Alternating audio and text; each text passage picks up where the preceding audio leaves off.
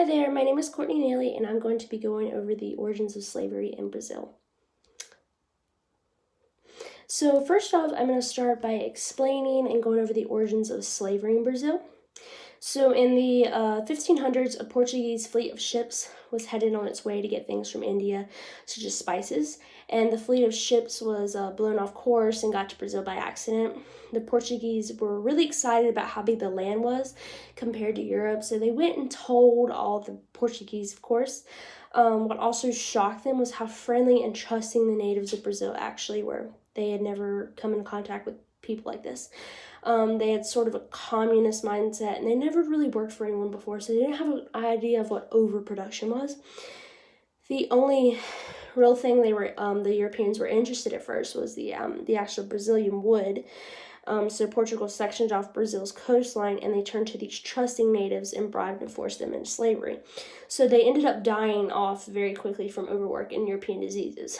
So in the about the 1600s, Portugal turned to Africa for their labor, and they would get their slaves from Anglo, and they were then transported to Brazil to work for sugar plantations, and Anglo is a place in Africa. So Portugal's population became about 10% African itself because of how many slaves were being traded to work in the households of the Portuguese. They also made up a huge population of Brazil. So basically, Portugal treated Africa as an infinite resource of slaves, and people would build up their wealth just so they could purchase African slaves. Prior to the arrival of Europeans, slaves were obtained through warfare. So the whole trade got started because the Europeans had guns and swords and alcohol, and they wanted it. So then they would fight each other, and the slaves would they would trade for these goods. So the Europeans needed all of these slaves in Brazil for the sugar plantations, because during this time period, sugar was a huge deal. It was very popular. According to the lecture, Queen Elizabeth's teeth were black from all the sugar that she used. People were using these sugars to make their meat taste better and to sweeten tea and coffee and things like that. So they valued sugar as a stimulant and a comfort. So because of all these trading for slaves, Brazil received about 4 times as many slaves as any other American destination, which was about 4 million slaves just for this sugar. So I have 2 pictures on the slide. One of the pictures is of slaves doing pearl diving, and that is because pearls were the focus of early exchanges between Europeans and native Caribbean people, and they were traded for shiny European objects like glass beads. The other one on the left is of slave mining, and that's because in Brazil during the time of all this fuss about sugar, gold was found among other precious stones. So the slaves in this picture are actually mining for these metals like gold and stuff.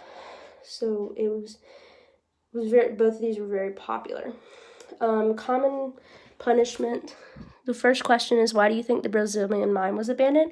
And I think that was because of basically all the punishment abuse that took there. Decide common punishment in Brazil. Well, whippings were very common in Brazil. The document says, witness the misery of the slaves whose bodies covered with wounds. Whippings for 9 successive days is an ordinary punishment.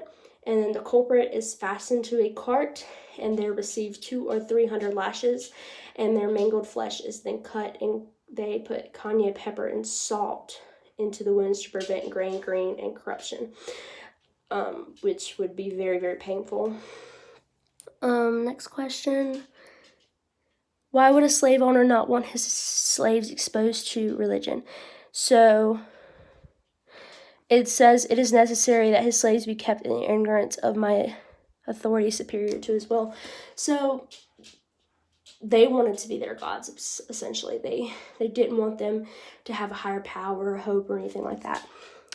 And then after reading both paragraphs, it appears that slaves are helpless individuals. I don't think they were helpless, but I think they felt helpless because they couldn't do anything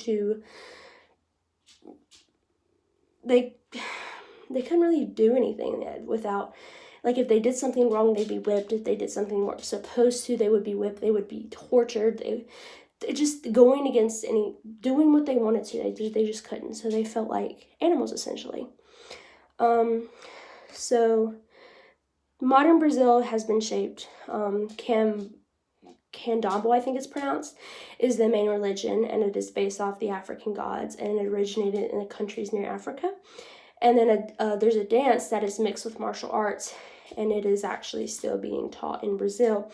So Africans, they mixed with Brazil, so they share very similar things.